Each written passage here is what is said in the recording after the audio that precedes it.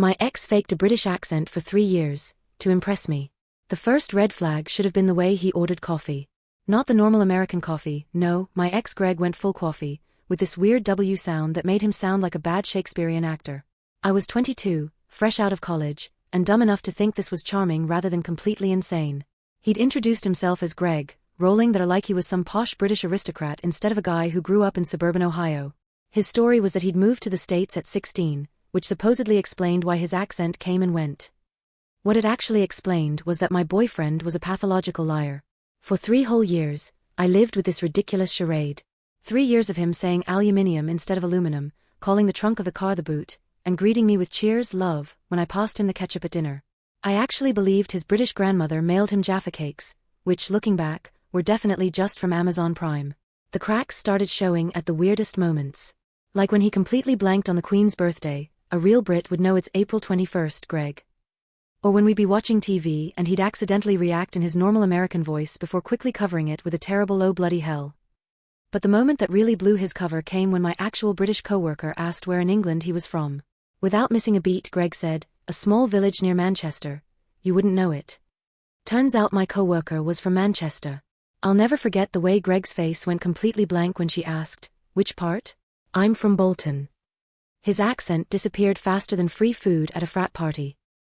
He stammered in the flattest Midwestern accent I'd ever heard. "I moved when I was little."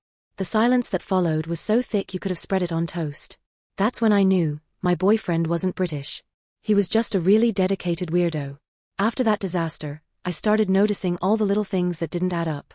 Like how his Netflix queue was full of American sitcoms and 0 British shows. Or how he'd panic whenever someone mentioned soccer and call it football too aggressively, like he was overcompensating. The real smoking gun came when I used his laptop to look up a recipe and found his search history. Do British people say fanny pack? How to pronounce herbs properly? Can I get away with saying bloody hell if I'm not British?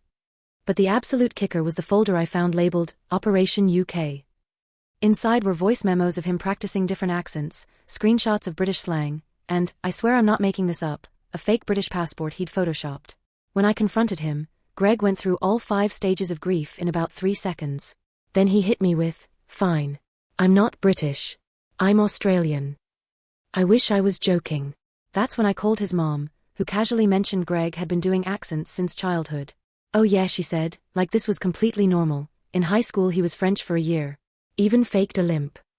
Looking at Greg, who was now attempting a Scottish accent to make it up to me, I realized something. This man didn't just lie about being British. He committed to the bit harder than most people commit to their marriages. So I gave him one last test. "Greg," I said, "if you can honestly tell me in a convincing British accent that you never loved me, I'll let this go." For the first time in 3 years, his accent failed him. I can't," he mumbled in his real voice. And that's how I discovered the only real thing about Greg was that he actually did love me. That, and his disturbingly impressive Duolingo streak.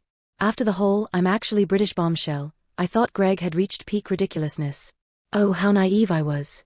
The Australian era began the very next day when Greg showed up to our apartment wearing an Akubra hat he'd clearly just bought from Amazon. "Daymate," he said, stretching out the vowels like a cartoon kangaroo. I stared at him, waiting for the punchline that never came. "You're serious about this?" I asked.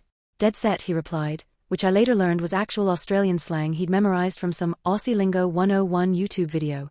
What followed was the most baffling month of my life. Greg replaced all his Britishisms with Australian ones overnight. Instead of "cheers, love," it was "no worries, mate." The coffee became a flat white, "thanks."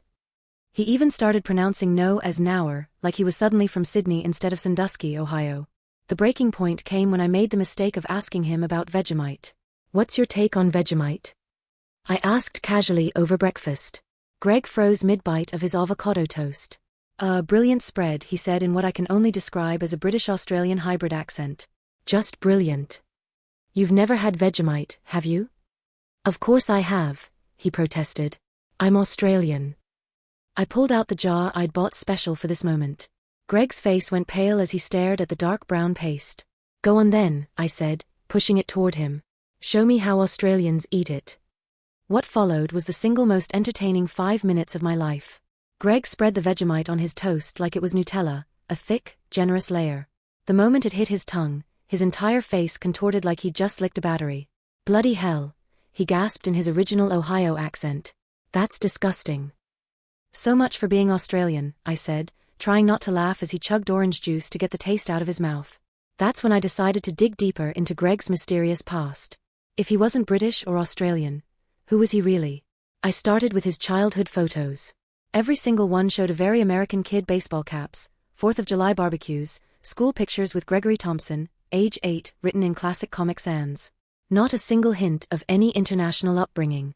Then I found the motherlode, Greg's high school yearbook. Flipping through, I discovered 2 shocking things. 1. He'd been voted most likely to become famous, ironic. 2. In the senior quote section, next to his name, it read, "I'm not Australian, but I can do the accent." The plot, as they say, thickened. Confronted with this evidence, Greg finally broke. Okay, he said, his hands in the air. "I'm not Australian either." "Then why the hell did you pretend to be British for 3 years? Greg looked at his feet. "I thought girls liked British guys," he mumbled. "You know, the accent, the sophistication." I couldn't help it, I burst out laughing. "So this whole thing was just a bad pickup strategy." "It worked, didn't it?" he said defensively. I had to give him that. It had worked. For 3 whole years. As our relationship crumbled under the weight of Greg's absurd lies, I couldn't help but admire his commitment. The man had faked an entire nationality just to get a date. That's either pathetic or impressive, I still can't decide which. The final nail in the coffin came when I caught him practicing a new accent in the bathroom mirror. I stood in the doorway, arms crossed, as Greg repeated bonjour, je m'appelle Jacques over and over. "Really, Greg? French now?" He jumped a foot in the air. "I just always wanted to learn another language." I shook my head. "Pack your bags, Jacques. We're done." As I helped him carry his boxes to the door, including his collection of accent tutorial DVDs, Greg turned to me with tears in his eyes. "For what it's worth," he said in his real, normal, beautifully unaccented voice, "I really did love you." And you know what? I believed him. 6 months after our breakup, I got a text from an unknown Italian number. It was a photo of Greg wearing a striped sailor shirt, leaning against a Vespa, holding a plate of spaghetti with the caption, "When in Rome, Italy." I nearly choked on my coffee. Because here's the thing, the photo wasn't taken in Rome. I recognized the background immediately. It was Pietro's Italian restaurant on 5th Avenue. The same place we'd gone for our 2-year anniversary. Greg wasn't in Italy. He was 3 blocks from my apartment, cosplaying as a gondolier. I showed up at Pietro's that evening just as Greg was dramatically twirling pasta while speaking in what I can only describe as a Mario meets the Godfather accent to some poor waitress. "Greg," I said, crossing my arms. He spun around so fast he knocked over his Chianti. "Mia Bella," he gasped, arms outstretched like we were in a rom-com reunion. The waitress took one look at me and fled. "You're not Italian." "Che cosa? I do not know what you..." "Greg. The owner is literally your cousin Tony." His shoulders slumped. The accent vanished. "How did you even find me?" "Your Rome photo had Pietro's neon sign reflected in the Vespa's mirror." For a long moment, Greg just stared at me. Then, to my absolute horror, his eyes lit up with something like admiration. "You're amazing, you know that?" This was the moment I realized something terrifying. Greg wasn't embarrassed by his lies. He was impressed when people caught him. Over tiramisu, which he ordered by pointing at the menu and saying "questo," per favor, like he hadn't eaten here 12 times before, Greg confessed everything. The British thing started in college when a girl told him accents were sexy. The Australian phase was pure panic when I caught him in the first lie. "And now? I'm thinking of going full European," he said, leaning in conspiratorially. "Maybe French next. Or Spanish. Women love Javier Bardem, right?" I stared at him. "Greg, you don't speak any other languages." He grinned. "Yet." That's when it hit me, Greg would never stop. Not because he was a pathological liar though, let's be real, but because he discovered the ultimate life hack: people will forgive almost anything if you're entertaining enough. As I got up to leave, Greg grabbed my hand. "For old time's sake," he said, and then, with zero warning, launched into perfect received pronunciation British. "You were the love of my life, darling. Cheers for the memories." My jaw dropped. "That's the best British accent you've ever done." He winked. "I've been practicing." Last I heard, Greg moved to Montreal and is now fully bilingual. His Instagram shows him wearing a beret, holding a baguette, and captioning photos with things like "ooh la la." Meanwhile, I started dating a lovely, boring accountant named Dave who speaks in a normal Midwestern accent and has never once pretended to be from another country. Though sometimes, when we're at cafes, I'll catch Dave's eye, put on my most dramatic French accent, and whisper, "Mon chéri, shall we order le coffee?" Dave always groans. But the way his lips twitch into a smile? Magnifique.